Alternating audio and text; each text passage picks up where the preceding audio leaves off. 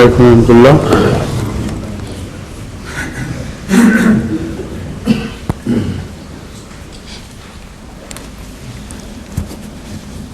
شان نزول سے متعلق جو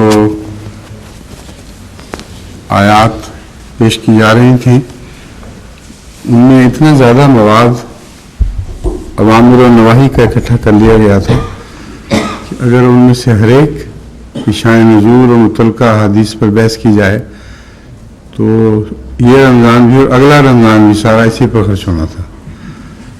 اس لیے وہ سب میں نے نکال دی ہیں, صرف چند نمونے کے طور پر سامنے رکھنے کے لیے پیش کی ہیں جن کا ایک مقصد ہے, کسی مقصد کی خاطر بعض چنی گئی ہیں صرف. اس لیے وہ کل کی جو سلسلہ ہو چکا وہ ہو چکا. اب ایک آیت فتح مبین سے متعلق کل زیر بحث آئی تھی, وہ ابھی بھی اس وقت میرے سامنے ہے, اور اس کے بعد جنگ حنین کا بھی ذکر ہے اور فتح بعید اور فتح قریب کی بحث ہے اس میں.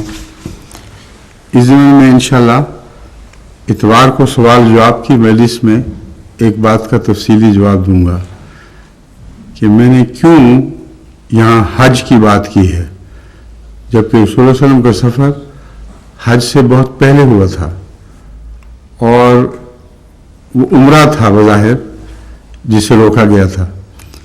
میں سمجھتا تھا کہ میں نے پچھلی دفعہ جب اس آیت پر تفصیلی گفتگو کر لی تھی تو ابھی تک ذہنوں میں یہ بات حاضر ہو گئی, اور اس خیال سے میں نے ان تفاصیل کو بیان نہیں کیا.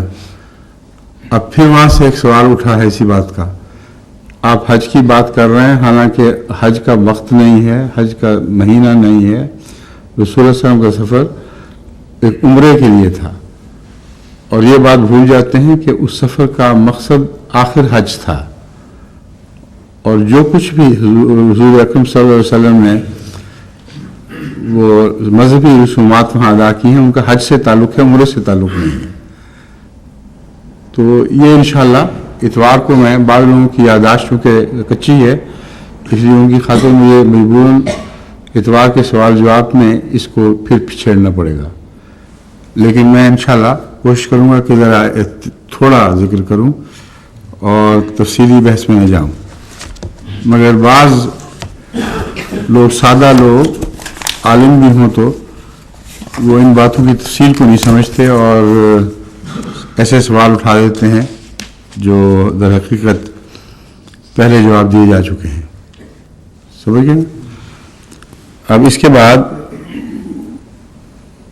وہ کون سی آیت تھی کل جس پہ بحث ہو رہی تھی؟ ہاں وہ کہاں ہے؟ ہاں اچھا وہ آیت جو اس کا میں نے کل سوال اٹھایا تھا, میں نے پرائیویٹ سیکرٹری صاحب سے جب مواد اس کا مانگا تو وہ ضروری مواد جو ساتھ ہونا چاہیے تھا وہ تھا ہی نہیں, اس لیے میں نے ان کو لکھوا دیا تھا کہ یہ چیزیں فوراً مہیا کر دیں. وہ غالباً ان کو وقت نہیں ملا اور وہ فوری طور پر مہیا نہیں کر سکے, تو جب بھی یہ آ جائیں گی چیزیں پھر انشاءاللہ اس بات پہ گفتگو ہوگی.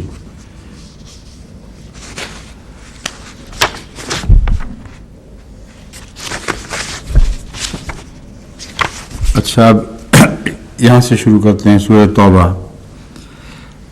اعوذ باللہ من الشیطان الرجیم, بسم اللہ الرحمن الرحیم. لقد نصرکم اللہ فی مواطن کثیرۃ ویوم حنین اذ اعجبتکم کثرتکم فلم تغن عنکم شیئا وضاقت علیکم الارض بما رحبت ثم ولیتم مدبرین. یہاں جو مواطن کثیرہ کا ذکر ہوا ہے, نصرکم اللہ فی مواطن کثیرۃ ویوم حنین اذ اعجبتکم کثرتکم, اس کے متعلق میں گفتگو کر چکا ہوں پہلے, نہیں کی؟ ہاں کل ہو رہی تھی. صرف ایک سوال ایسا اٹھایا گیا اس میں جس کا تعلق خیبر کی فتح سے کیا گیا ہے. وہ کہتے ہیں جو اموال ملے ہیں کثرت سے وہ خیبر میں ملے ہیں، جو جنگ حنین کے بعد کا واقعہ ہے۔ خیبر والی حدیث روایات کو اس واقعہ سے جوڑنا یہاں بے تعلق ہے، سورہ فتح کی بحث میں یہ بحث آئے گی، اس لیے کہ جنگ حنین کے بعد بکثرت اموال تقسیم ہوئے ہیں اور زمینیں بھی تقسیم ہوئی ہیں۔ اس لیے کسی کا یہ کہنا کہ یہ بے تعلق بات ہوئی ہے بالکل غلط بات ہے، ہرگز درست نہیں، کیونکہ جس کثرت سے حنین میں اموال تقسیم ہوئے ہیں اور جائیدادیں تقسیم ہوئی ہیں، زمینیں تقسیم ہوئی ہیں، اس کی کوئی اور مثال دکھائی نہیں دیتی۔ رسول اللہ علیہ وسلم کا حاتم طائی کی اولاد کے لیے اپنا حصہ چھوڑ دینا اور حضرت حلیمہ کے رشتہ داروں کے تعلق میں اپنے حصے چھوڑ دینے، بہت کثیر اموال اور جائیدادیں اس جنگ کے بعد حصے میں آئی ہیں۔ بس یہ وہم کہ یہ میں خلط مبس کر رہا ہوں، وہ دراصل خیبر سے تعلق والی حدیثیں تھیں جن کو میں یہاں جوڑ رہا ہوں، بالکل غلط ہے۔ تمام تفاصیل میرے ذہن میں ہیں اور میرا خیال یہ تھا، اس نے ظن تھا کہ علماء کے ذہن میں بھی ہوں گی، کیونکہ ان آیات کی یہ تفصیل میں پہلے بیان کر چکا ہوں، کس کثرت سے کیا کیا واقعات ہوئے۔ وہ تو یوں لگتا ہے جیسے پورا عرب دوبارہ تقسیم ہو رہا ہے، اور وہ بھول گئے ہیں اس بات کو۔ اور چونکہ عام تفسیروں میں روایتوں میں خیبر کا ذکر ملتا ہے، اس لیے خیبر کی طرف لے جاتے ہیں اس کو، اور فتح قریبہ اور فتح بعیدہ میں بھی خیبر کی بحث چلتی ہے۔ یہ ساری باتیں انشاءاللہ میں جب یہ آیت پہ جو ضروری مواد ہے یہ اکٹھا ہو جائے گا پھر میں انشاءاللہ بیان کروں گا، ٹھیک ہے؟ میں سیاسی طور پر میں بتا رہا ہوں، انگلی لے لگانی تھی کہ اس بات کو یاد رکھیں، یہ کوئی بھول چک کے مسائل نہیں ہیں، یعنی میری طرف سے نہیں ہے، بہرحال سننے والوں کی طرف سے ہو گئے ہوں تو الگ بات ہے۔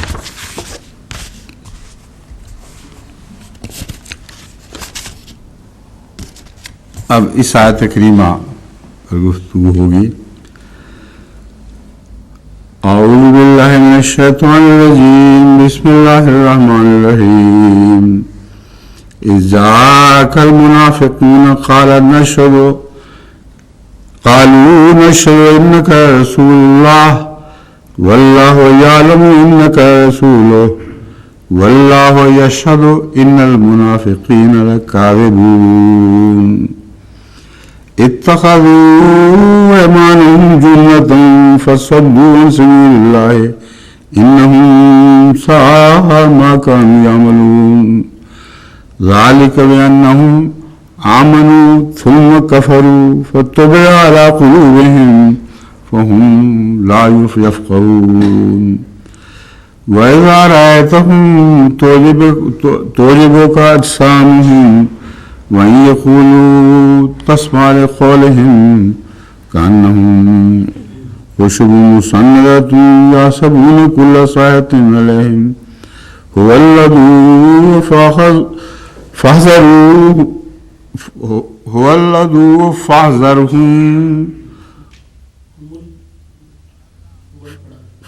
فاحذروهم ہے نا،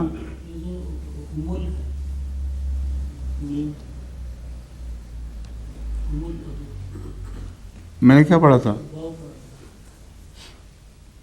هو الذي پڑھ دیا تھا، واقعی میرے ذہن میں یہ نہیں بات، میں اسی لیے دوسری طرف توجہ کروں بار بار۔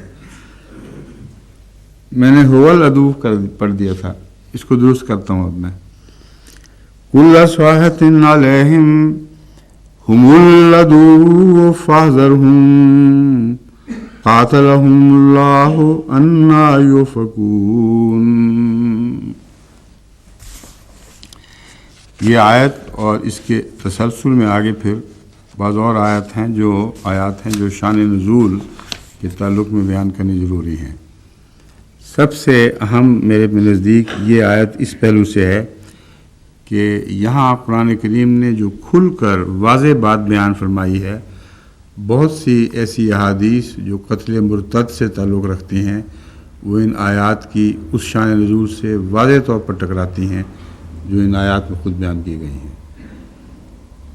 منافق رسول اکرم صلی اللہ علیہ وآلہ وسلم کے پاس آیا کرتے تھے اور کہتے تھے نشہد انک رسول اللہ، ہم گواہی دیتے ہیں کہ تو اللہ کا رسول ہے۔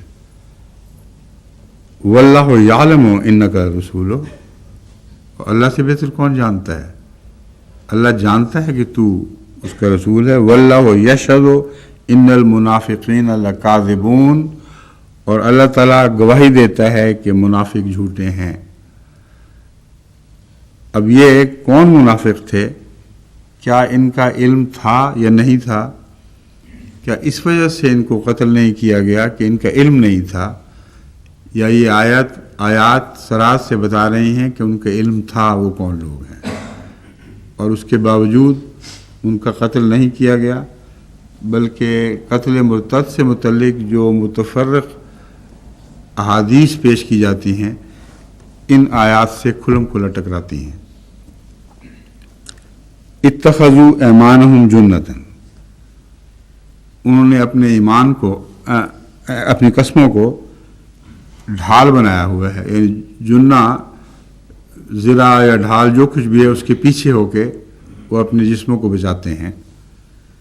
فصدوا عن سبیل اللہ، اور اللہ کی راہ سے روکتے ہیں۔ انہم ساء ما کانوا یعملون، بہت برا ہے جو وہ کرتے ہیں۔ یہ سارا نقشہ تفصیل سے ان کا لکھا ہوا ہے۔ ذالک بانہم آمنوا ثم کفروا فطبع علی قلوبہم فہم لا یفقہون، یہ اس لیے ہے کہ انہم آمنوا، کہ وہ ایمان لے آئے، ثم کفروا، پھر کفر اختیار کیا۔ ارتداد اور کیا ہوتا ہے؟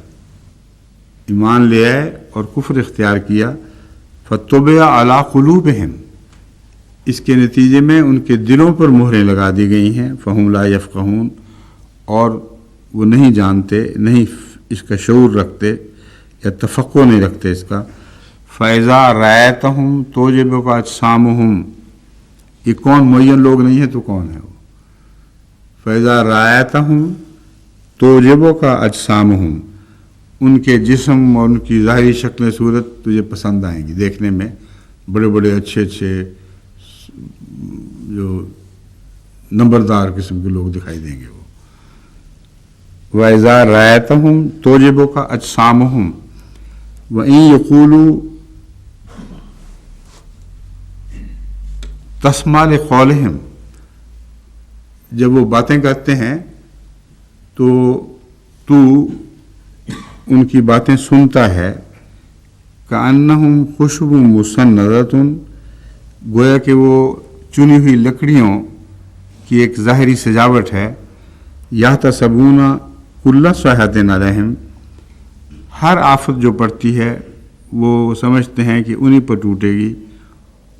هُمُ الْعَدُوُّ، یہ دشمن ہیں، فَاحْذَرْهُمْ، بس ان سے ڈر، یعنی ان سے احتیاط کر اور اپنا بچاؤ کر۔ قاتلہم اللہ انا یؤفکون، اللہ ان سے لڑائی کرے گا، یا قاتلہم کا مطلب ہے لعنت ہو اللہ تعالیٰ کی ان پر، اللہ نے ان پر لعنت ڈالی ہے،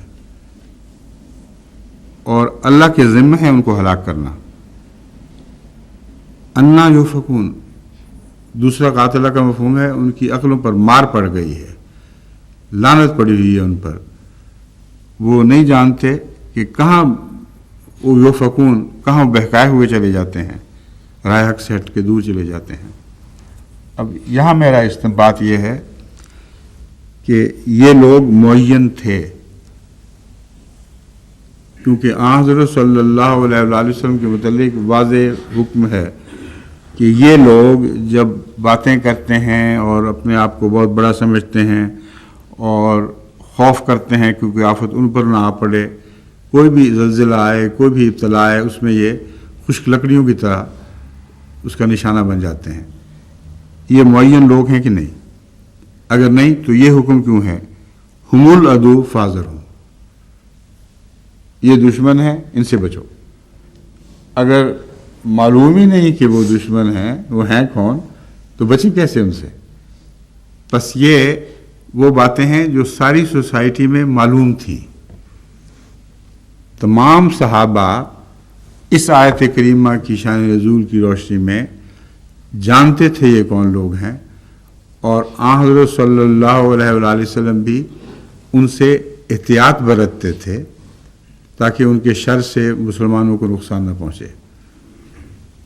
لیکن اس کے باوجود خدا نے خبر دی تھی کہ انہوں نے اپنی قسموں کو اپنے لیے ایک ڈھال بنا لیا ہے۔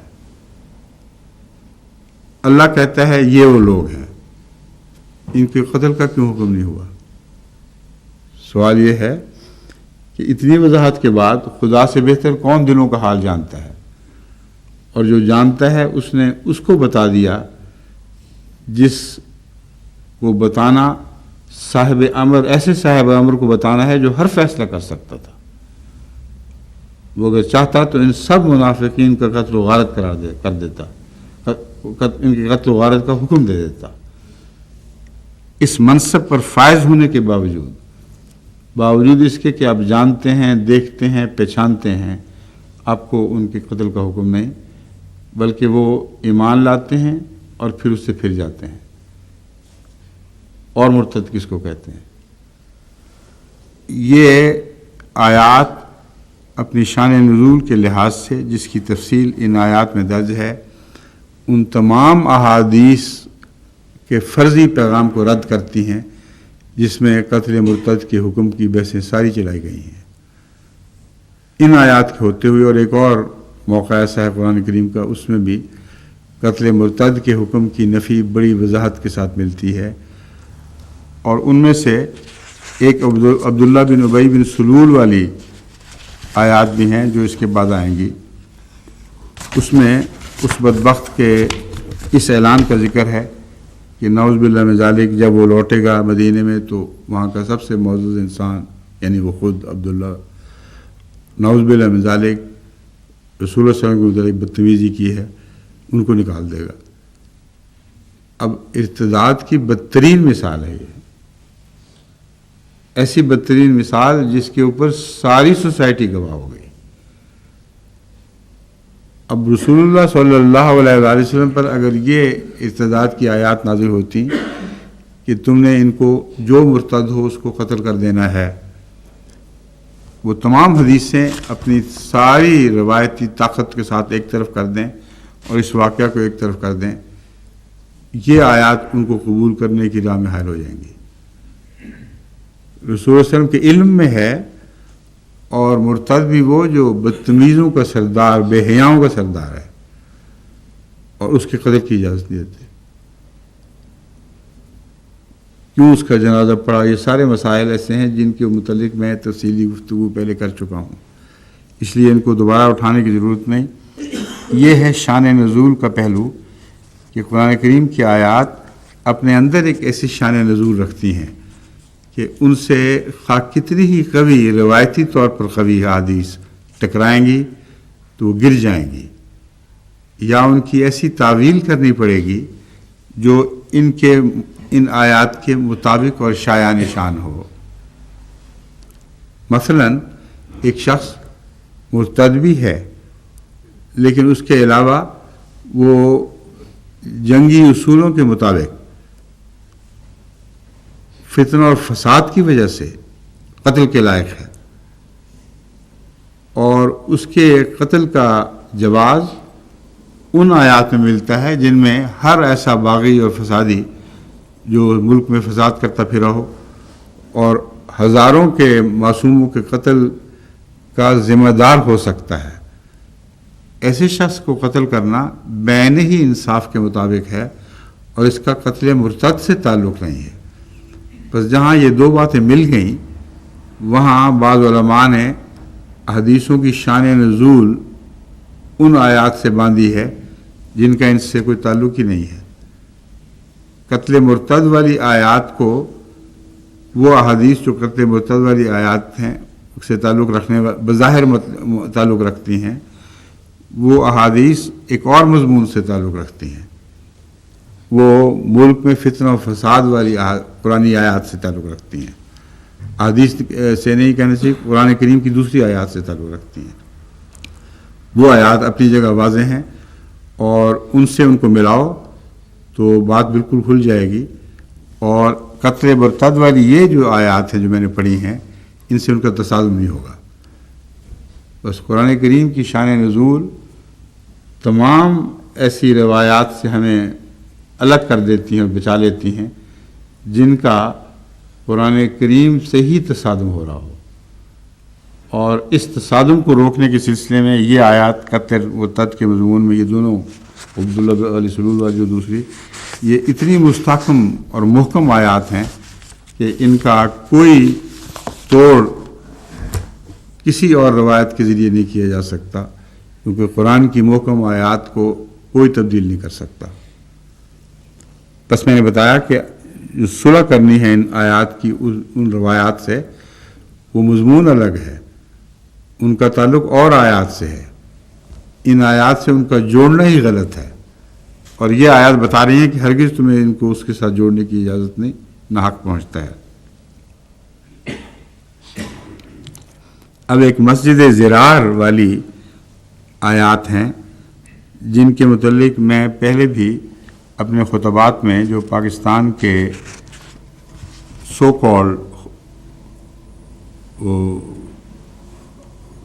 ابیز کیا ہے وہ فرطوس ابیز سو کال کے جواب میں نے خطبے جو دیے تھے، ان میں ان آیات کا تفصیل سے ذکر موجود ہے، لیکن یہاں اس وقت جو مسجدوں کی بے حرمتی ہو رہی ہے اس کے تعلق میں پھر مختصر بات دہراتا ہوں کہ یہاں مسجدوں کو گرانے کا کوئی عام حکم نہیں ملتا، اور شان نزول یہ آیت خود بیان کر رہی ہے، اور گرانے کی وجہ اللہ کا خاص حکم ہے جو اس موقع پر نازل ہوا ہے، اور اس خاص مسجد سے تعلق ہے۔ اب یہ شان نزول ان آیات نے خود کھولی ہے، کسی اور حدیث پر بنا کی ضرورت نہیں ہے، اور اس کی وجہ سے ایک عام حکم میں کسی قسم کی دخل اندازی نہیں ہوگی جو مسجدوں کے احترام کا عمومی حکم ہے۔ اب میں آیات پڑھتا ہوں، پھر میں اس بحث کو زیادہ کھولوں گا۔ والذین اتخذوا مسجدا ضرارا وکفرا وتفریقا بین المؤمنین وارصادا لمن حارب اللہ ورسولہ من قبل وَلَيَحْلِفُنَّ إِنْ أَرَدْنَا إِلَّا الْحُسْنَى وَاللَّهُ يَشْهَدُ إِنَّهُمْ لَكَاذِبُونَ۔ اس آیت کا اطلاق جماعت احمدیہ پر زبردستی کیا جاتا ہے اور سند حاصل کرنے کی کوشش کی جاتی ہے کہ مسجدوں کو گرانا جو زرار ہوں وہ جائز ہے اور عین اللہ کے حکم کے مطابق ہے۔ اس سلسلے میں ضمناً یہ بات بھی پیش نظر رکھیں کہ جن کو یہ لوگ مسجد کہتے ہی نہیں ان پر اس آیت کا اطلاق کیسے کرتے ہیں؟ ان کے ہاں تو احمدی عبادت گاہیں کہلاتی ہیں اور غیر مسلم عبادت گاہیں کہلاتی ہیں، اس لیے دیکھیں کیسی عقل پھر گئی ہے۔ آیت زرار سے احمدیوں کی مسجدیں گرانے کا حوالہ لیتے ہیں اور کہتے یہ ہیں کہ یہ مسجدیں ہیں ہی نہیں، یہ غیر مسلموں کی عبادت گاہیں ہیں۔ اب بتائیں رسول اللہ صلی اللہ علیہ وآلہ وسلم نے کب کہاں غیر مسلموں کی عبادت گاہیں منہدم فرمائی ہیں؟ اگر فرمائی ہیں تو ایسی جگہ پہ جہاں اس عبادت گاہ میں عبادت کرنے والے مسلمان ہو چکے تھے۔ طائف کے ضمن میں یہ واقعات ملتے ہیں، وہاں وہ مسلمان ہو چکے تھے، ورنہ ہر جگہ یہودیوں کے معابد تھے، عیسائیوں کے معابد تھے، غیر مسلموں کے معابد کی کہ انہدام کا کہیں کوئی حکم نہیں ہوا، کوئی کارروائی نہیں کی گئی۔ بس جب یہ کہتے ہیں معبد ہے احمدیوں کا اور احمدی غیر مسلم ہے، تو غیر مسلم کے معبد کو مٹانا اور گرانا اس آیت سے کیسے نکلایا؟ جو ہی اس کو مسجد مانیں گے وہاں یہ اعتراف کرنا پڑے گا کہ ہم جھوٹے تھے، یہ دراصل مسجد ہے اور اللہ کے نام پر ہے۔ دوسرے ان کو مٹانے کی جو تعلیم دیتے ہیں وہ اس بنا پر نہیں دیتے کہ وہاں فساد کے اڈے بنے ہوئے ہیں۔ ہر جگہ جہاں مٹایا گیا ہے وہاں یہ الزام نہیں ہے کہ یہ فساد کا اڈا تھا، یہ الزام ہے جو تحریری طور پر ثابت ہے کہ یہاں یہ مسلمانوں کی طرح عبادت سر انجام دیتے تھے۔ اب بتائیں اس آیت سے اس کا کیا تعلق ہے؟ مسلمانوں کی طرح عبادت کرنا جرم ہے، اور یہ جو ارشاد فی سبیل، یہ ساری باتیں جو اس میں درج ہیں یہ الزامات میں ہی داخل نہیں ہیں، تو ان کو پھر کیا حق ہو گیا کہ ان آیات سے سند ڈھونڈیں؟ بس شان نزول وہ شان نزول ہے جو آیت خود بیان کرے اور ایسی تفصیل سے بیان کرے کہ اس کا غلط اطلاق ہو ہی نہ سکتا۔ یہ آیات کریمہ ان میں سے ہیں، ضرارم و کفرم و تفریقم بین المومنین و ارسال لمن حارب اللہ۔ وہ مساجد جن کو انہوں نے منہدم کیا ان پہ الزام بھی نہیں لگایا، یہ مساجد تفریق کی خاطر اور حکومت کے خلاف بغاوت کی خاطر اور فساد کے لیے استعمال ہو رہی تھیں، اس لیے ہم نے ان مساجد کو گرا دیا۔ تحریری عدالتوں میں ریکارڈ کی روح سے ثابت ہے کہ ان میں سے گرائی ہوئی مسجدوں میں سے ایک پر بھی یہ الزام نہیں تھا، صرف یہ الزام تھا کہ محمد رسول اللہ اور آپ کے غلاموں کی طرح اس میں عبادت کی جاتی ہے۔ کیا اس الزام پر اللہ نے حکم دیا تھا کہ ان کی مسجد گرا دو؟ یہ تیری طرح، تیرے متبعین کی طرح وہاں عبادت پہ جا لاتے ہیں۔ اس کی سند نکال کے دکھائیں، کوئی ایک حدیث نکالیں۔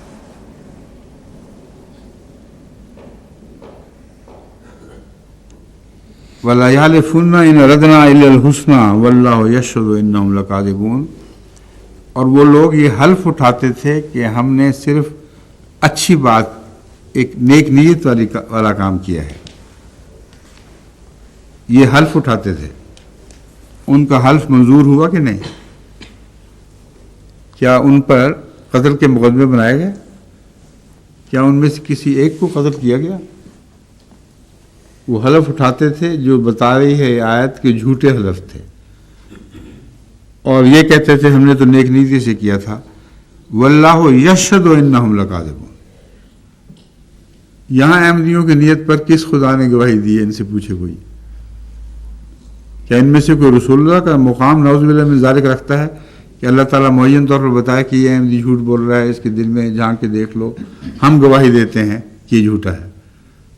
اگر ایسا ہوا ہوتا تب بھی حضرت صلی اللہ علیہ وسلم کو اسوہ حسنہ بتا رہا ہے، جب خدا نے کہا کہ یہ لوگ جھوٹ بولتے ہیں اس وقت بھی ان کو قتل نہیں کیا۔ یہ جو لوگ ہیں یہ قتل نہیں ہوئے، ان میں سے بعض بھاگے ہیں پناہ کے لیے، یہ اور مسئلہ ہے، اس کی تفصیل میں پہلے میں جا چکا ہوں۔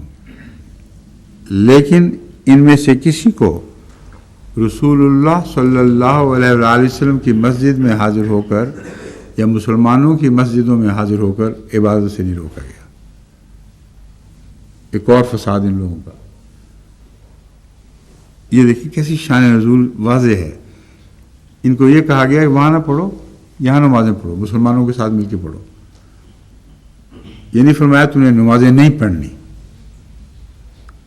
جو اڈے بنائے ہوئے ہیں وہاں نمازوں کی خاطر اڈے ہیں ہی نہیں، یہ تو فتنہ و فساد کی خاطر اڈے بنے ہوئے ہیں، ان کو چھوڑ دو، ان کو تو منظم کرنے کا حکم مل گیا ہے۔ اب باقی مسجدیں کھلی ہیں تو مسجدوں سے روکنے والے لوگ ہیں یہ، اور جو عبادت گاہیں ہیں ان کو مسجد نہیں کہتے، پھر منہدم کرتے ہیں غیر مسلموں کی عبادت گاہوں کو۔ جانتے ہیں کہ وہاں شرک نہیں ہوتا، یہ الزام ہی نہیں ہے کہ وہاں شرک ہوتا ہے۔ اس لیے اگر دوسری روایت کو تفصیلی چھانبین کی دوسری روایات کو نظر انداز بھی سرزد کر دیں کہ مشرکوں کے سب اڈے گویا کہ رسول اللہ صلی اللہ علیہ وسلم نے شرک کی وجہ سے مٹا دیے تھے، تو یہ ہر ایسے معاملے میں جہاں احمدیوں کی مسجد کو گرایا گیا یا نقصان پہنچایا گیا، ایک بھی الزام ایسا نہیں کہ اس لیے گرایا جا رہا ہے کہ یہاں شرک ہوتا تھا۔ نہ فساد کا الزام ہے نہ شرک کا الزام ہے، اور اس لیے گرایا جا رہا ہے کہ حضرت محمد رسول اللہ کی مطابقت میں جیسا عبادت ہونی چاہیے تھی یہ لوگ عبادت کرتے ہیں۔ یہ جرم گردن زدنی ہے، یہ جرم اس لائق ہے کہ ان کو صفحہ ہستی سے مٹا دیا جائے۔ یہ محمد رسول اللہ کی نقل کرنا یعنی آپ کی مطابقت کرنے کا حق کیا رکھتے ہیں؟ دلوں میں تو ان کے نہیں ہے، اور دلوں میں نہیں ہے کہ متعلق اللہ گواہی دے رہا ہے کہ جن کے دلوں میں نہیں تھا ان کو رسول اللہ صلی اللہ علیہ وسلم کو اطلاع کر دی گئی تھی اور قتل کی اجازت نہیں تھی۔ تو یہ کون سے خدا اور رسول بن بیٹھے ہیں کہ ایسی آیات کا حوالہ دیتے ہیں جن کا واقعات سے دور کا بھی تعلق نہیں، اور ان واقعات کو ان آیات نے ایسا کھول دیا ہے کہ آدمی حیران ہو جاتا ہے۔ جیسے یہ آیت ہے وَلَا تَقُمْ فِيهِ أَبَدًا، اس مسجد میں تو نہ جا اے محمد رسول اللہ صلی اللہ علیہ وسلم، کبھی بھی نہ جا۔ لَمَسْجِدٌ أُسِّسَ عَلَى التَّقْوَى مِنْ أَوَّلِ يَوْمٍ أَحَقُّ أَن تَقُومَ فِيهِ، وہ مسجد جو اول یوم سے تقویٰ پر ہی مبنی ہے، اس کے تقویٰ پر گویا اس کی بنیادیں استوار کی گئی ہیں، وہ محمد رسول اللہ کی مسجد ہے۔ تو وہ مسجد سے شایان شان ہے، احق ان تقوم فیہ، کہ اس میں تو کھڑا ہو۔ فیہ رجال تحبون ان یتطہروا واللہ یحب المطہرین، اس میں وہ مرد مومن ہیں جو تیری پیروی کرنے والے ہیں، رجال تیرے ساتھ ہیں جو یحبون ان یتطہروا، وہ یہ چاہتے ہیں کہ وہ پاک ہوں، پاک کیے جائیں اور پاک ہوں۔ واللہ یحب المطہرین، اور اللہ پاک ہونے والوں کی ایسی خواہش رکھنے والوں سے محبت، ایسی پاکی کی خواہش رکھنے والوں سے محبت رکھتا ہے۔ اب یہ ان مسجدوں میں داخل ہوئے ہیں کہ نہیں؟ داخل ہوئے ہیں اور انہیں اپنا بھی بیٹھے ہیں۔ اگر اس آیت کریمہ سے سر لے رہے ہیں تو اللہ تعالیٰ فرماتا ہے کہ داخل بھی رہو اس میں، اپنی مسجدوں میں تقویٰ کی باتیں کرو اور پاکیزگی کی باتیں کرو، اس سے کوئی ان کو غرض نہیں ہے۔ ان کی مسجدوں میں ہر قسم کی سیاسی بحثیں چل رہی ہیں، ان کی مسجدوں سے وہ آوازیں بلند ہو رہی ہیں جو ملک کے سیاسی نظام کے خلاف بغاوت ہیں، اور ہر مسجد فتنہ و فساد کی تعلیم دے رہی ہے، اور دوسری مسجدوں کے خلاف یہ فتنہ و فساد کی تعلیم جاری ہے۔ لیکن یہ طاہرو والی بات بتا رہی ہے کہ اس میں داخل ہونے اور کھڑے ہونے کی ضرورت ہی نہیں ہے۔ جس کی نیت فساد کی تھی، جتنی مسجدوں پر یہ قبضہ کیے بیٹھے ہیں وہاں ان کے سو کال نمازی جا کے نمازیں ادا کرتے ہیں، اور وہاں جماعت احمدیہ کی 100 سالہ ناپاکی نعوذ باللہ من ذالک ان پر اثر انداز میں ہو رہی۔ تو اللہ تعالیٰ نے تو یہ فرمایا کہ اگر تمہیں کسی دوسری مسجد پہ اعتراض ہے تو جاؤ نہ وہاں، اس پلیدی سے اعتراض کرو، اور اپنی پاک مسجدیں جو ہیں ان کو پاکیزگی سے آباد کرو۔ تو یہ بھی شان نزول کی اسے تعلق رکھنے والی وہ آیات ہیں جن کا تفصیلی ذکر میرے ان خطبات میں آ چکا ہے، لیکن مختصراً میں اس موقع پر یہ یاد کراتا ہوں کہ یہ ایک عام شکوہ ہے جماعت کو کہ ہماری مسجدوں پر قبضہ کر لیتے ہیں اور انہیں اپنا بیٹھتے ہیں، اور حکومت کی اور عدالتیں ان کے حق میں فیصلہ دیتی ہیں، اور ساری 100 سالہ کی نعوذ باللہ من ذالک پلیدی سے ان کو کوئی اعتراض نہیں ہے، اور جب ان کو لے لیتے ہیں تو ویران ہو جاتی ہیں۔ انہیں مسجدوں میں لغو سرائی ہوتی ہے، بیہودہ تعلیمات دی جاتی ہیں، ایک دوسرے کے خلاف اٹھایا جاتا ہے، اور یہ تحرک والا مضمون وہاں نہیں جاری ہوتا۔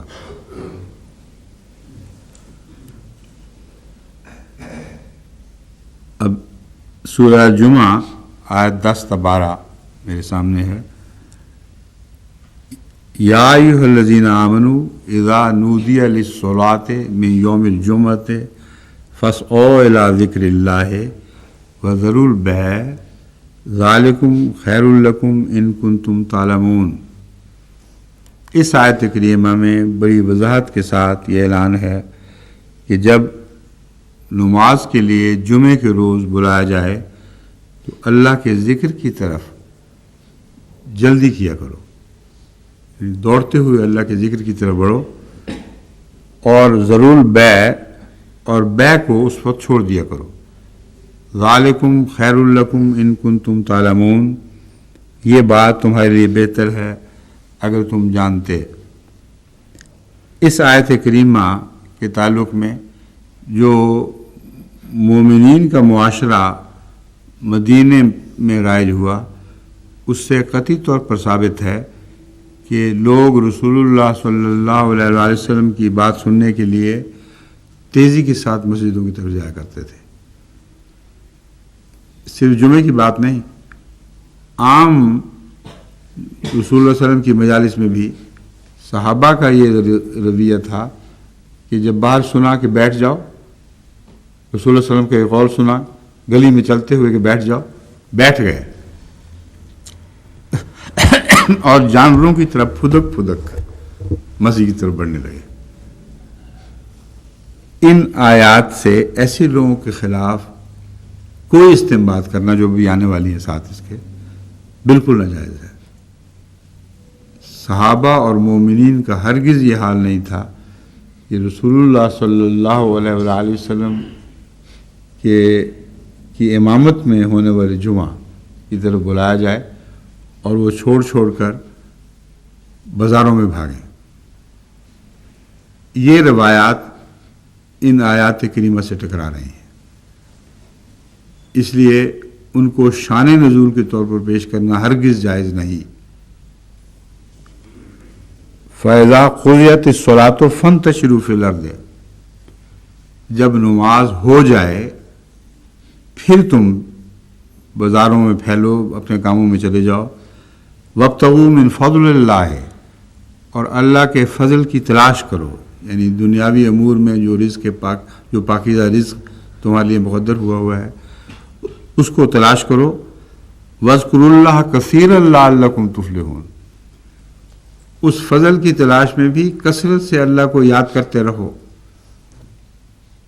یہ ایک قطعیت کے ساتھ ثابت شدہ مدینے کا وہ معاشرہ ہے جس میں حضرت صلی اللہ علیہ وآلہ وسلم کے صحابہ حصہ لیتے تھے، اور جب وہ بازاروں میں اس آیت کریمہ کی اجازت سے پھیل بھی جاتے تھے تو ذکر الہی ان کی زبان پہ جاری رہتا تھا۔ اب اس آیت کے مقابل پر کوئی حدیث خواہ کیسی قوی سند رکھتی ہو وہ قابل قبول نہیں ہے۔ شان نزول خدا خود بیان فرما رہا ہے، ان لوگوں کی تعریف کی باتیں ہیں۔ آگے جو آیت آنے والی ہے اس سے وہ پھر یہ استنباط کرتے ہیں۔ وَإِذَا رَأَوْا تِجَارَةً أَوْ لَهْوًا انفَضُّوا إِلَيْهَا وَتَرَكُوكَ قَائِمًا قُلْ مَا عِندَ اللَّهِ خَيْرٌ مِّنَ اللَّهِ وَمِنَ التِّجَارَةِ وَاللَّهُ خَيْرُ الرَّازِقِينَ، یہاں میرے نزدیک وہ مومن مراد ہی نہیں ہیں جن کی بحث پہلے گزری ہے۔ اس پر تفصیلی بحث میں پہلے اٹھا چکا ہوں، ترجمہ اس کا یہ ہے، اور جب یہ لوگ تجارت یا کھیل کی بات دیکھتے ہیں تو تجھ سے الگ ہو کر اس کی طرف چلے جاتے ہیں اور تجھ کو اکیلا چھوڑ دیتے ہیں۔ کیا کبھی مسجد نبوی میں ایسا واقعہ ہوا ہے کہ صحابہ کرام رسول اللہ صلی اللہ علیہ وسلم کو ممبر پر اکیلا کھڑے چھوڑ گئے ہوں اور باہر تو کھیل تماشے دیکھنے کے لیے اور تجارتوں کے لیے دوڑ پڑے ہوں؟ کبھی یہ واقعہ نہیں ہوا۔ اس لیے وہ ساری نعوذ باللہ من ذالک شان نزول والی روایات جو رسول اللہ علیہ وسلم کے زمانے کی ایک جاری حقیقت سے ٹکرا رہی ہیں، وہ ردی کی ٹوکری میں پھیلنے کے لائق ہیں، ہرگز ان سے قرآن کریم کی شان نزول پر کوئی روشنی نہیں پڑتی۔ یہ کون لوگ ہیں؟ یہ اول وہ لوگ مراد ہو سکتے ہیں جن کو جو پہلی آیات میں مذکور نہیں ہے۔ منافقین کچھ ایسے ہیں جن کے دلوں میں ایمان نہیں تھا، جن کے ذکر مختلف جگہوں پہ پھیلے پڑے ہیں۔ ان کی یہ حالت ہوا کرتی تھی کہ وہ جب کوئی باہر سے تجارتی قافلہ آتا تھا یا اور اس قسم کی کھیل تماشے والی باتیں ہوا کرتی تھیں تو ان سے رسول اللہ صلی اللہ علیہ وسلم سے الگ ہو کر تجھے اکیلا قائم چھوڑ دیا، یہ مطلب نہیں ہے کہ مسجد خالی ہو گئی، رسول اللہ صلی اللہ علیہ وسلم اکیلے میں کھڑے ہیں۔ مراد یہ ہے کہ وہ تیری مطابقت سے ہٹ جاتے ہیں اور ان لوگوں کی مطابقت سے ہٹ جاتے ہیں، والذین معہ، جن کے متعلق آتا ہے وہ تیرے ساتھ ہیں۔ ایسے لوگ پھر بازاروں میں ملیں گے لیکن مساجد میں نہیں ملیں گے، تو وہاں جا کر یہ منافق ننگے ہو جاتے ہیں۔ ایک اس کا یہ مطلب ہے، اس معنی میں ان کو روایات کو قبول کیا جا سکتا ہے جو منافقین سے متعلق ہوں اور صحابہ اور مومنین اور رسول اللہ صلی اللہ علیہ وسلم کے سچے عشاق و غلاموں سے تعلق میں نہ ہوں، ورنہ وہ آیات سے تصادم ہوگا جو کسی صورت بھی قبول نہیں ہو سکتا۔ دوسرا، میں نے پہلے بھی اس آیت سے متعلق یہ بحث اٹھائی تھی اور اب دوبارہ میں آپ کو متوجہ کرنا چاہتا ہوں کہ اس آیت کا سیاق و سباق اور اس میں جو ضمیر اذا کا استعمال ہے، یہ بات خوب اچھی طرح کھل کے جاتی ہے۔ وَإِذَا رَأَوْكَ رَأَوْا تِجَارَةً، بعد کے ایک زمانے کی بات ہے۔ اذا کا لفظ عربی میں جب ماضی پر آتا ہے تو اسے مستقبل میں تبدیل کر دیا کرتا ہے۔ بس فرمایا گیا کہ آج کے جمعہ میں تو یہ منظر تم نہیں دیکھتے، وہ منظر دیکھتے ہو جو اوپر بیان ہوا ہے، مگر ایسے بد نصیبی کے دن بھی آنے والے ہیں جب آئندہ مواقع پر یہ لوگ لاہو و لعب کی طرف متوجہ ہو جائیں گے اور تجارتوں میں ڈوب جائیں گے اور محمد رسول اللہ صلی اللہ علیہ وآلہ وسلم اور آپ کی تعلیمات سے بے بہرا ہوتے ہوئے دنیا پرستی شروع کر دیں گے۔ یہ ایک پیشگوئی ہے آئندہ زمانوں سے متعلق، اور لفظ اذا اس بات کو خوب کھول رہا ہے، اور اس کا پھر اوپر کی آیات سے کوئی تصادم باقی نہیں رہتا۔ ان لوگوں کی بات نہیں ہو رہی کہ یہ آئندہ یہ کریں گے، ان لوگوں کی بات ہو رہی ہے جو آئندہ زمانوں میں پیدا ہونے والے ہیں، اور دوسری احادیث ان کے متعلق تفصیل سے روشنی ڈال رہی ہیں کہ آئندہ ایسا زمانہ آنے والا ہے کہ مسلمان کہلانے والے رسول اللہ صلی اللہ علیہ وسلم سے ہٹ کر غیر مسلم حرکتیں شروع کر دیں گے۔ وہ تمام احادیث اس آیت کی شان نزول سے مطابقت رکھنے والی احادیث ہیں اور وہ قابل قبول ہوں گی۔ وَإِذَا رَأَوْكَ تِجَارَةً وَإِذَا رَأَوْا تِجَارَةً اور لہوا انفضوا الیہا وترکوک قائما، اے محمد صلی اللہ علیہ وسلم، ایک ایسا زمانہ بھی آئے گا کہ جب یہ لوگ تجارتوں اور لاو و لعب کو دیکھ کر اس کی طرف لپکنے لگیں گے، اس کی طرف الٹ پڑیں گے۔ وترکوک قائما، یعنی محمد رسول اللہ علیہ وسلم کو قائم چھوڑ دیں گے، یعنی حضرت صلی اللہ علیہ وآلہ وسلم کی جو شان نبوت ہے اور شان رسالت ہے، اس سے کوئی آئندہ آنے والا مضمون جو گمراہی کا مضمون ہے ٹکرا نہیں سکتا۔ آپ کی شان اسی طرح رہے گی، آپ قائم رہیں گے، اور اللہ تعالیٰ یہ انتظام فرمائے گا کہ آپ کے اس قیام کو بعد میں ثابت کر دے۔ اس لیے تجھے چھوڑتے ہیں تو تجھے کوئی پرواہ نہیں۔ اس مضمون کی آیات دوسری موجود ہیں جہاں حضرت صلی اللہ علیہ وآلہ وسلم کو قرآن کریم یوں دکھاتا ہے کہ اے خدا، اے اللہ، دیکھ انہوں نے اس قرآن کو چھوڑ دیا اور پیٹھ پھیر کے چلے گئے. تو وہاں بھی رسول اللہ صلی اللہ علیہ وسلم اکیلے دکھائی دیتے ہیں شکایت کرنے والے. حالانکہ اس آیت باوجود اس کے کہ اس آیت کا اطلاق مرنے کے بعد قیامت کی زندگی پر نہیں ہو سکتا، وہاں تو نہیں لوگ رسول اللہ صلی اللہ علیہ وسلم کے پہلے متبعین قرآن کو چھوڑ کر بھاگے ہوں گے اور پیٹ پھیر کے کہیں اور چلے جائیں گے. اس لیے وہ آیت کریمہ اس قائمہ کی تشریح کر رہی ہے کہ آئندہ زمانے میں حضرت محمد رسول اللہ صلی اللہ علیہ وسلم اپنی تعلیم اپنی پاکیزگی میں کلیتاً قائم رہیں گے. خواہ آپ کی طرف منسوب ہونے والے لوگ قرآن کریم کی تخفیف کریں، اسے پارا پارا کر دیں، کوئی ٹکڑا ایک لے بھاگے کوئی ٹکڑا دوسرا لے بھاگے، اور رسول اللہ صلی اللہ علیہ وسلم کو گویا اکیلا رہنے دیں اس میدان میں جہاں آپ نے حق کی حفاظت کرنی ہے اور اپنے خدائی پیغام اور امانت کی حفاظت کرنی ہے. اس قیام میں ان کی بے وفائی سے کوئی بد اثر نہیں پڑے گا. قل ما عند اللہ خیر من اللہ ومن التجارہ واللہ خیر الرازقین. تو ان کو پیغام دے دے کہ جب وہ زمانہ آئے گا جب تم لاہ و لعب میں مبتلا ہوگے اور تجارتوں کی طرف بھاگو گے، یاد رکھو واللہ خیر الرازقین، اللہ تعالیٰ بہترین رزق دینے والا ہے، یعنی روحانی بھی اور جسمانی بھی. اس لیے وہ دنیا کی پیروی تمہیں کوئی فائدہ نہیں دے گی. تو پہلے جو ہیں ذکر اللہ کثیر لعلکم تفلحون، ان لوگوں کی نعوذ باللہ من ذالک ان کی پاکیزگی پر ہرگز کوئی حرف نہیں ہے جو آنے والی آیت ڈالتی ہو یا ان پہ کوئی تنقید کرتی ہو. اسی حال میں انہوں نے جانے دی. منہم من قضی نحبہ ومنہم من ینتظر. اور کل والی آیات میں ان کا قیامت تک کے لیے پاک و صاف رہنا یہ قطعی طور پر سے ثابت ہے. بس اس آیت کریمہ کے وہ معنی نہیں کیے جا سکتے جو اس کی طرف بعض لوگ منسوب کرتے ہیں.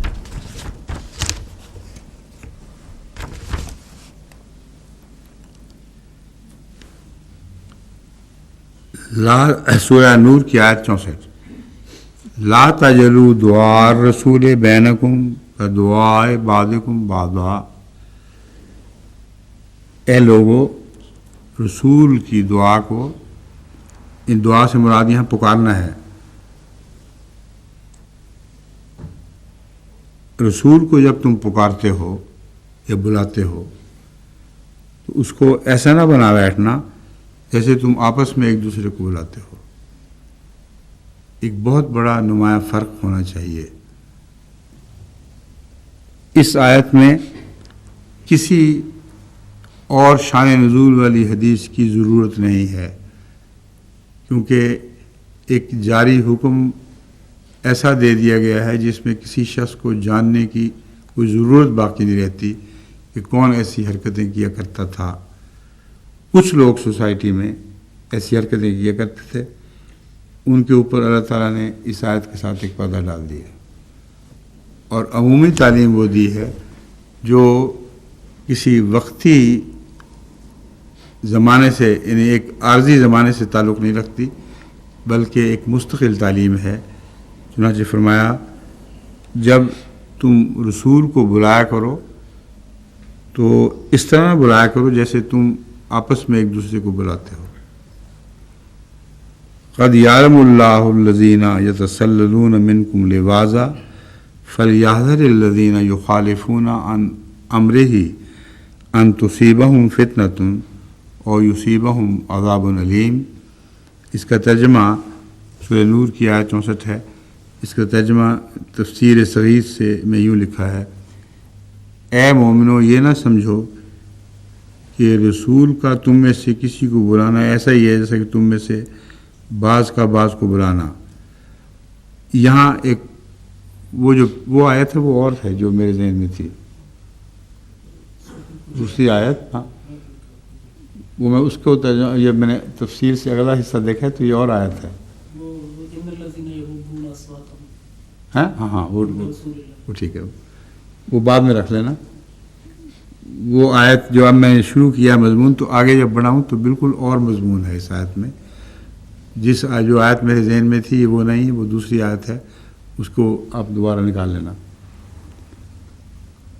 لا تجلو دعا رسول، دعا رسول کے دونوں معنی ہو سکتے ہیں، فاعلی اور مفعولی.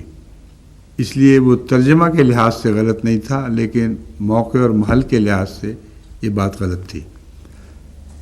تم رسول کو بلاؤ تو دعا رسول کہہ سکتے ہیں اس کو، رسول کا بلانا. اور دعا رسول سے مراد رسول کا تمہیں بلانا. دونوں معنی لغت کے لحاظ سے جائز ہیں، مگر موقع اور محل کے لحاظ سے الگ الگ ہوں گے. یہاں دوسرے معنی مراد ہیں کہ جب رسول تمہیں بلائے تو ایسا نہ سلوک کرو جیسے تم میں سے بعض کسی دوسرے کو بلاتے ہیں. اے مومنو، یہ نہ سمجھو کہ رسول کا تم میں سے کسی کو بلانا ایسا ہی ہے جیسا کہ تم میں سے بعض کو بلانا. اللہ ان لوگوں کو جانتا ہے جو کہ تم میں سے پہلو بچا کر مجلس سے بھاگ جاتے ہیں.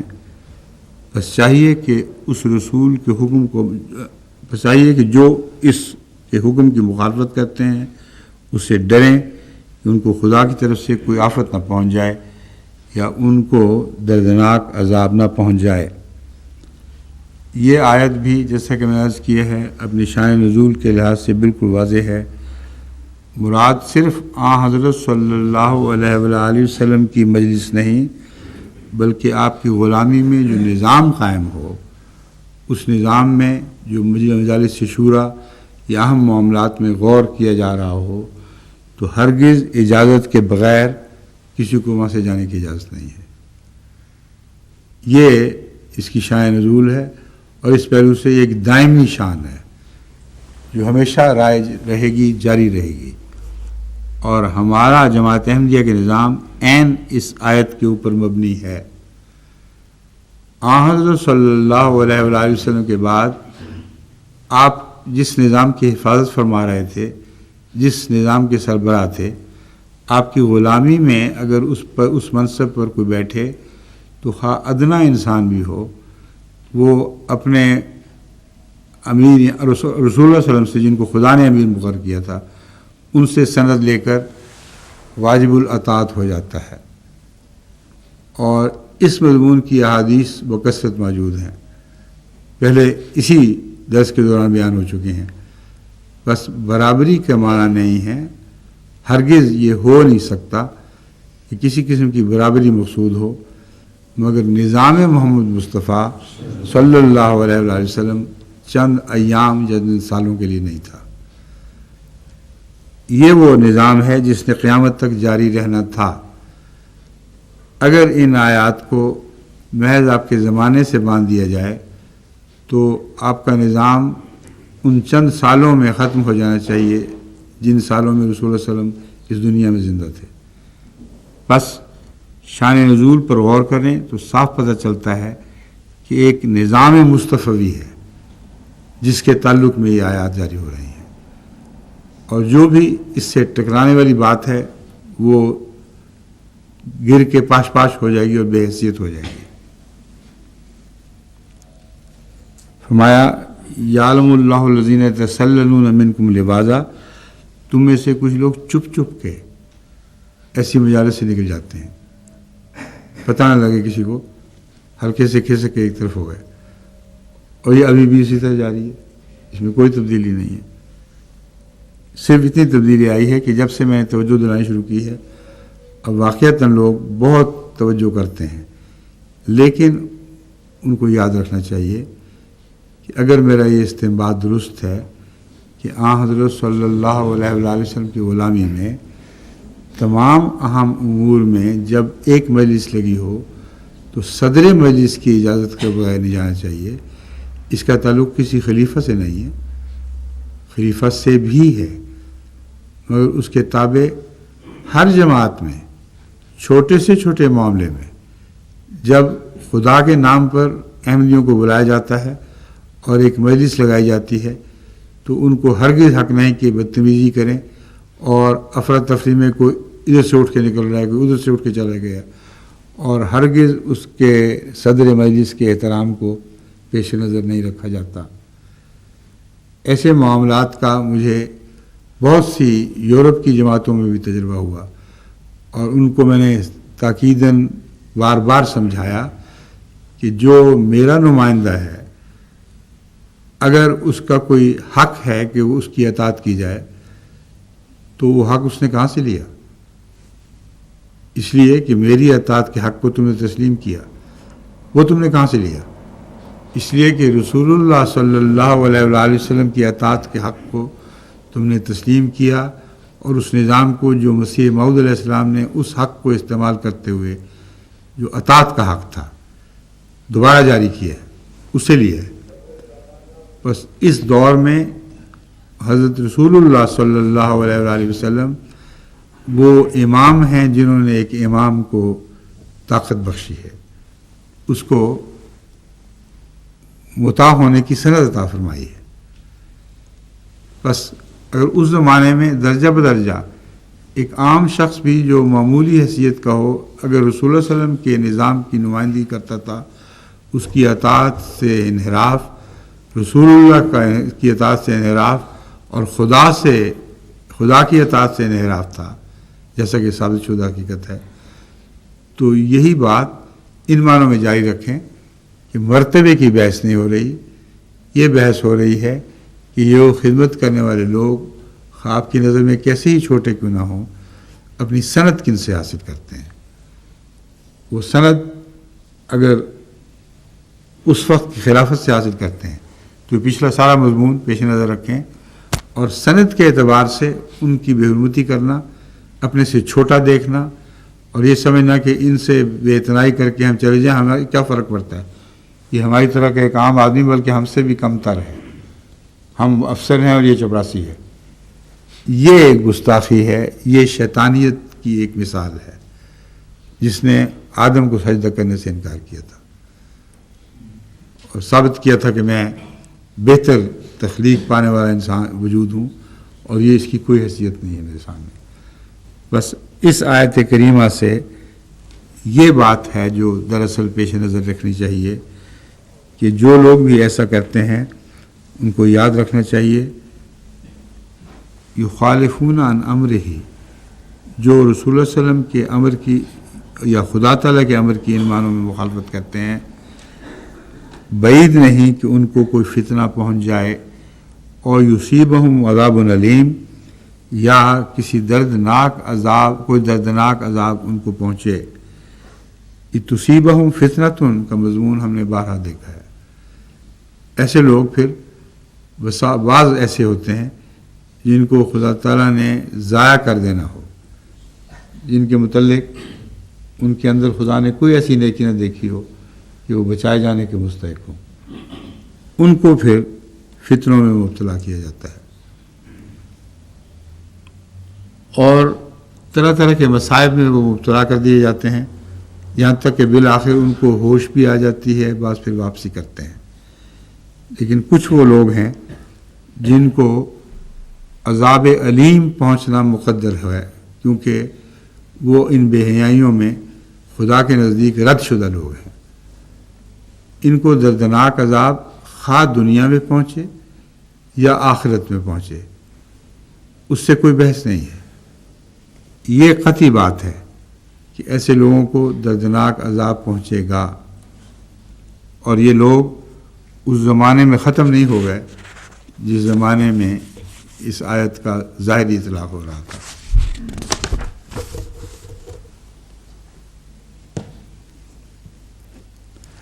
اب ایسی آیات ہیں شان نزول کے لحاظ سے جن میں وہ سب آیات ہیں جن میں سوال کی بات ہوتی تھی اور سوال کے جواب میں ایک آیت نازل ہوتی تھی۔ اس سلسلے میں بعض ایسی باتیں تھیں جن کا ذکر قرآن کریم میں پہلے گزر چکا ہے، اور جن کے متعلق میں پہلے اسی درس کے دوران بیان کر چکا ہوں۔ وہ مثلا سائمہ کیا تھی، فلاں کیا تھی، مختلف قسم کے جانور ان کے پیٹوں کے اندر موجود وجود، یہ ان لغو سوالات کی مثال کے طور پر تھی، اور بتایا گیا تھا کہ ایسے لغو سوالات نہ کیا کرو، اگر خدا وہ سن لے اور ان کا جواب دینا چاہے تو اس قسم کی بیہودہ باتوں سے نعوذ باللہ من ذالک سارا قرآن بھر جائے گا۔ اور یہ بیہودہ باتیں مثال کے طور پر بیان کی جاتی ہیں۔ کوئی کہے گا قرآن کریم میں بیہودہ باتیں کیسے ہو سکتی ہیں؟ قرآن فرماتا ہے شجر ملونہ بھی قرآن میں ہے، فسق و فجور کی باتیں لوگوں کی قرآن میں موجود ہیں، اس لیے یہ محض بچگانہ بات ہے کہ قرآن میں بیہودہ باتیں کیسے ہو سکتی ہیں۔ بیہودہ باتیں ہماری رہنمائی کی خاطر قرآن میں مذکور ہیں، یہ بیہودہ باتیں ہیں، ان سے بچو۔ بس وہ انذار والی ساری باتیں قرآن میں موجود ہیں، اور اس سے نعوذ باللہ ان کی موجودگی سے قرآن کریم نعوذ باللہ ناپاک نہیں ہوتا، کیونکہ وہ تنبیہات ہیں جن کا قرآن کریم میں ذکر ضروری ہے۔ کچھ ایسے سوال تھے جن کا ذکر شرعی حیثیت سے قابل توجہ تھا، ان میں سے ہے یسألونک عن الأہلہ قل ہی مواقیت للناس والحج۔ یہاں سوال کو پھیر دیا گیا ہے ایک مذہبی مضمون کی طرف۔ ان کے پوچھنے کی غرض اہلہ کی کچھ اور تھی، لیکن اللہ تعالیٰ فرماتا ہے ہے مواقیت للناس والحج، چاندوں کے گھٹنے پڑنے میں حج مواقیت للناس لوگوں کے لیے مواقیت ہیں، والحج اور حج کے تعلق میں بھی یہ باتیں ہیں۔ اب چاند کے گھٹنے بڑھنے کا تعلق جب سے دنیا بنی ہے وقت کی بعض اوقات کی تعین سے ہے، اور یہ تعلق ابھی بھی جاری ہے۔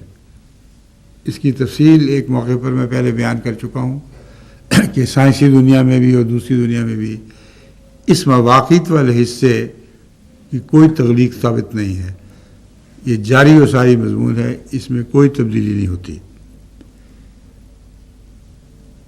پھر فرمایا وَلَيْسَ الْبِرُّ بِأَنْ تَأْتُوا الْبُيُوتَ مِنْ ظُهُورِهَا وَلَكِنَّ الْبِرَّ مَنِ اتَّقَىٰ وَآتُوا الْبُيُوتَ مِنْ أَبْوَابِهَا وَاتَّقُوا اللَّهَ لَعَلَّكُمْ تُفْلِحُونَ۔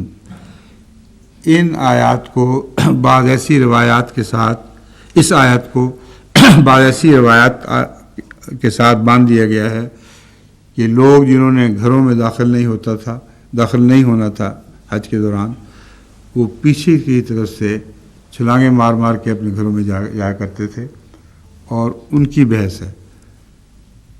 ان سے قطع نظر یہ آیت ایک دائمی حکم رکھتی ہے جو اتنا واضح ہے کہ اس کے بعد کسی شان نزول کی تلاش کی قطعاً کوئی ضرورت نہیں۔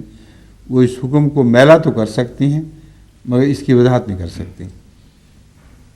قول سدید سیدھی سادھی بات کا حکم دیا گیا ہے۔ جب تمہیں کسی چیز سے روکا جائے تو بیک ڈور سے بھی داخل نہ ہوا کرو، پچھلے دروازوں سے نہ جائے، یہ مراد ہے صرف۔ اور یہ وہ چیز ہے جسے ملا لوگ نہیں سمجھ سکے، اور کتابوں کی کتابیں لکھ ماری ہیں کہ جب خدا تعالیٰ کا کسی واضح حکم سے انحراف کرنا چاہو تو یہ ہیلہ اختیار کرو۔ کتاب الحیل بھری پڑی ہے ایسی باتوں سے، یہ ہیلہ اختیار کرو، یہ ہیلہ اختیار کرو، اور وہ ہیلے اتنے گندے ہیں جن کو یہ ملا لوگ شریعت کا حصہ بنائے بیٹھے ہیں کہ اس آیت کے ظاہری منطوق سے ہٹ کر جب وہ ہیلے بناتے ہیں، یہ ہے بیک ڈور سے داخل نہ ہو۔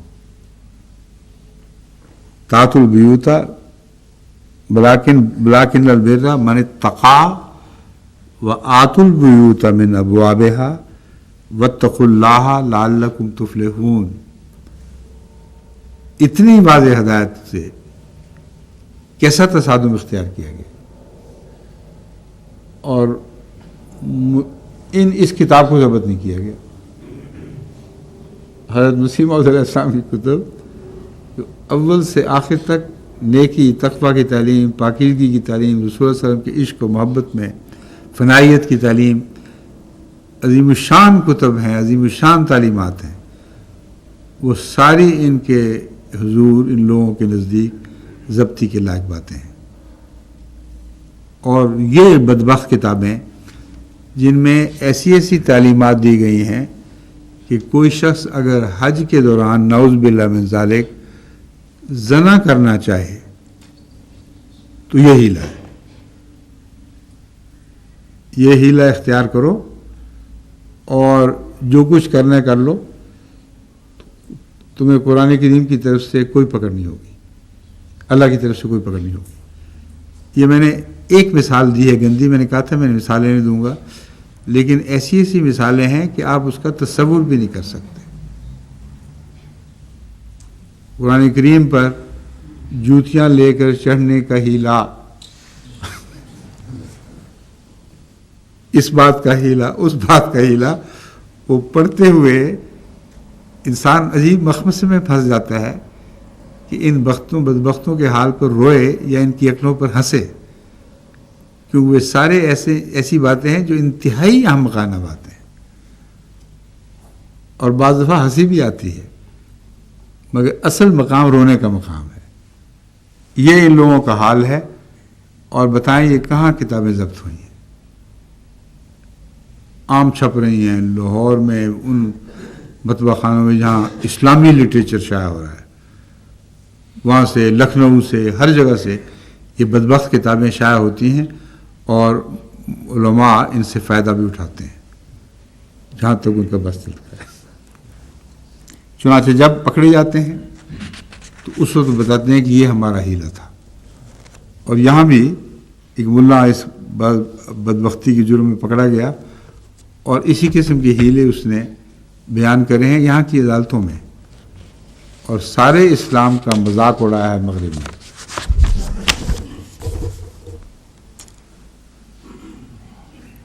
ابھی ہیں وقت 5 منٹ۔ یسألک الناس عن الساعة قل انما علمها عند اللہ وما یدریک لعل الساعة تکون قریبا۔ یہ جنگ احزاب کی آیت ہے، اور ساعت کے متعلق لوگوں کے سوال کا ایک جواب دیا گیا ہے۔ جیسا کہ میں نے عرض کیا تھا، قرآن کریم سوالوں کی وجہ سے نازل نہیں ہوتا، بلکہ سوالوں کے جواب میں ایک ایسا جواب دیتا ہے جو اصل تعلیم قرآن کریم کو دینی ہی تھی، خواہ وہ سوال اٹھتے یا نہ اٹھتے۔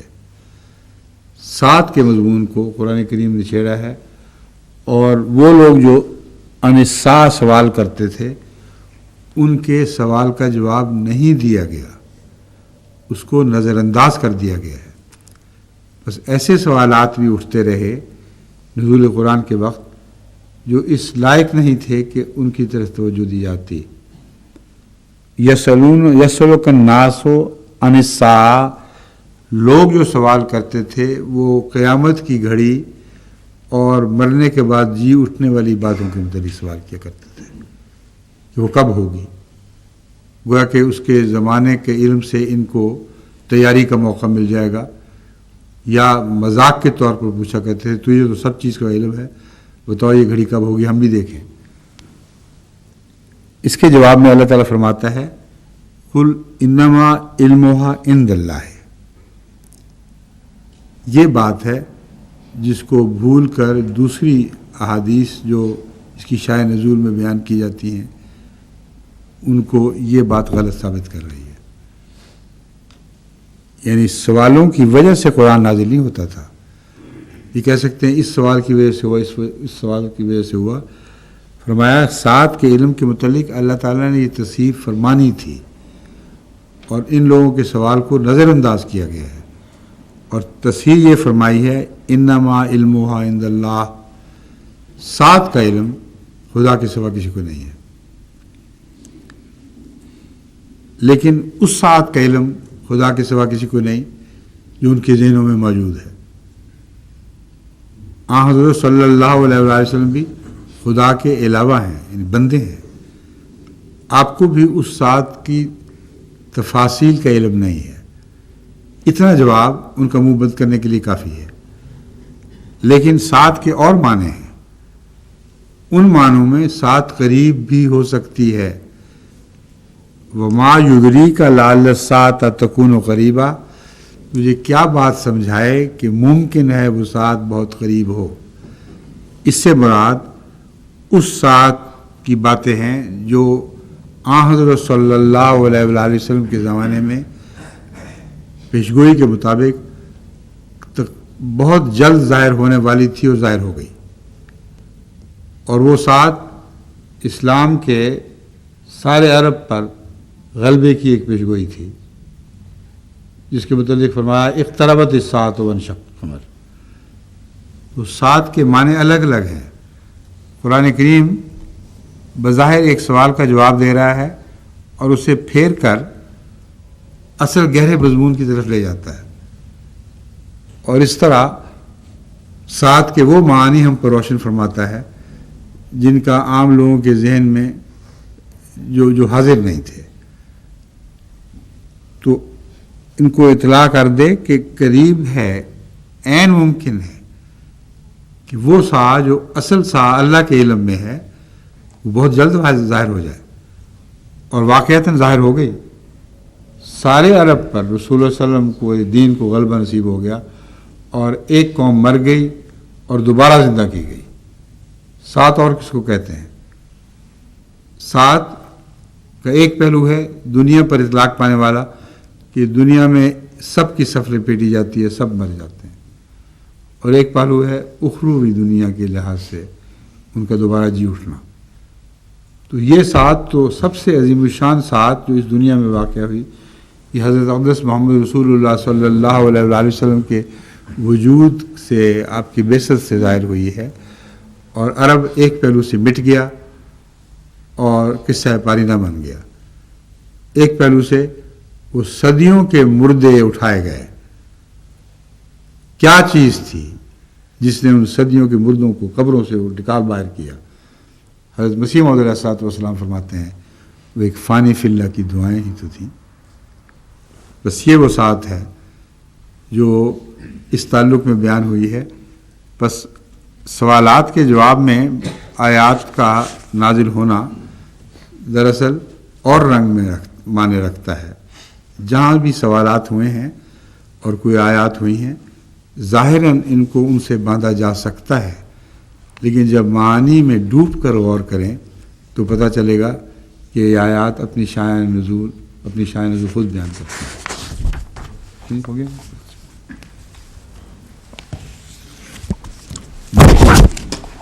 رہنے لیں اور وہ جو ہے نا غور وہ دیکھ لیں گے انشاءاللہ. اس طرح ان بہت سی جو ان کو نکال دیا ہے میرے بیچ میں سے اوامر و نواہی کو، کیونکہ وہ اوامر و نواہی کی بحث تو پھر نہ ختم ہونے والی ہے. سارا قرآن بھرا پڑا ہے. تو ان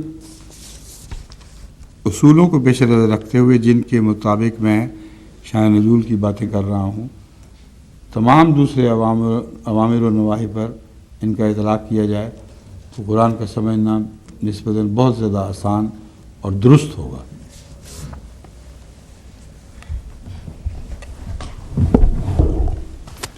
چلیے پہلے السلام کر لیں سب کو. السلام علیکم ورحمۃ اللہ وبرکاتہ. خدا حافظ.